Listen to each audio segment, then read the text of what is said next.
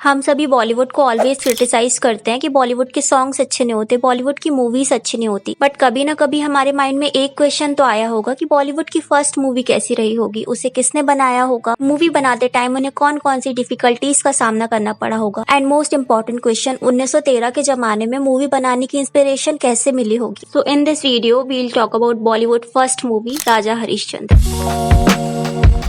तो राजा हरिश्चंद्र मूवी 1913 में बनाई गई थी एंड ये इंडिया की फर्स्ट साइलेंट फिल्म थी। इस मूवी को दादा साहब फाल्के ने बनाया था, जिन्हें फादर ऑफ बॉलीवुड कहा जाता है। बट अब आपके माइंड में ये क्वेश्चन आ रहा होगा कि दादा साहब को ये मूवी बनाने की इंस्पिरेशन कैसे मिली। तो 14 अप्रैल 1911 में दादा साहब अपने एल्डर सन के साथ अमेजिंग एनिमल मूवी देखने गए। क्योंकि उस टाइम इंडिया में लिमिटेड थिएटर थे, तो दादा साहब अमेरिका से इंडिया पिक्चर पैलेस गए। अब दादा साहब फाल्के और उनके बेटे मूविंग एनिमल को स्क्रीन में देखकर काफी ज्यादा सरप्राइज हुए। वो लोग इतने सरप्राइज हुए कि घर में आके उन्होंने अपनी वाइफ एंड फैमिली मेंबर को बताया, लेकिन उनके फैमिली मेंबर्स को बिलीव नहीं हुआ। दे वर लाइक ऐसा भी कुछ होता है क्या। तो फिर दादा साहब ने डिसाइड किया नेक्स्ट डे अपने फैमिली मेंबर्स को मूवी दिखाने का। एंड नेक्स्ट डे मूवी लगी थी द लाइफ ऑफ क्रिस्ट। तो दादा साहब ने जीसस को स्क्रीन में देखकर अपने हिंदू गॉड राम एंड कृष्ण को इमेजिन किया, और यहाँ से दादा साहब ने डिसाइड किया मूविंग पिक्चर्स का बिजनेस करने का। अब उनको तो कुछ नॉलेज था नहीं फिल्म मेकिंग का, और क्योंकि ये इंडिया में पहली बार होने वाला था और वो किसी से हेल्प भी नहीं ले सकते थे क्योंकि किसी को पता भी नहीं था इसके बारे में। तो दादा साहब लंदन गए और उन्होंने 2 वीक की ट्रेनिंग ली फिल्म मेकिंग की। लंदन ट्रिप के दौरान उन्होंने कैमरा, परफोरेटर एंड कुछ जरूरी सामान मंगाए, और इंडिया आके दादा साहब ने 1 अप्रैल 1912 को फाल्के फिल्म कंपनी ओपन कर ली। फिर उन्होंने अपने फैमिली मेंबर्स को भी सिखाया कि कैमरा वर्क कैसे करता है, मूवी डेवलप कैसे करी जाती है। अब कंपनी तो उन्होंने ओपन कर ली, लेकिन इन्वेस्टर भी तो चाहिए थे ना, जो कि फिल्म पर पैसा लगाए। और इन्वेस्टर बिना किसी फिल्म को देख के पैसा कैसे लगाते। तो कोई भी इन्वेस्टर रेडी नहीं था दादा साहब को लोन देने के लिए। तो दादा साहब ने डिसाइड किया डेमो मूवी बनाने का। उन्होंने एक गमले में सीट्स लगाए एंड कैमरा को उसके सामने प्लेस कर दिया, एंड रोज वो अलग अलग एंगल से गमले को कैप्चर करते। उन्होंने 1 मंथ तक अलग अलग एंगल से गमले की सीट्स को कैप्चर किया। उन्होंने 1 मिनट की वीडियो बनाई और उसका नाम रखा ग्रोथ ऑफ प्ली प्लांट। और ये वीडियो उन्होंने कुछ इन्वेस्टर को दिखाई एंड फाइनली इन्वेस्टर मान गए लोन देने के लिए। लेकिन अभी उनकी स्ट्रगल खत्म नहीं हुई थी, क्योंकि इन्वेस्टर तो मिल गए थे। अब ये भी तो सोचना था कि मूवी किसके बारे में बना है। उन्होंने काफी सारी स्टोरी पढ़ी और फिर उन्होंने डिसाइड किया कि वो राजा सत्यवादी हरिश्चंद्र के ऊपर मूवी बनाएंगे। अब ये स्टोरी उस टाइम काफी फेमस थी, एंड हमने भी अपने मम्मी पापा या बुक्स में राजा हरिश्चंद्र के बारे में स्टोरी तो सुनी ही होगी कि कैसे राजा हरिश्चंद्र सत्यवादी थे और उन्होंने सिर्फ अपने एक वचन के लिए अपना पूरा किंगडम छोड़ दिया था। तो दादा साहब की स्टोरी में राजा हरिश्चंद्र अपने बेटे को सिखाते हैं कि शिकार कैसे करते हैं। ऑल्सो इसमें राजा हरिश्चंद्र के सेक्रीफाइस के बारे में भी बताया गया था।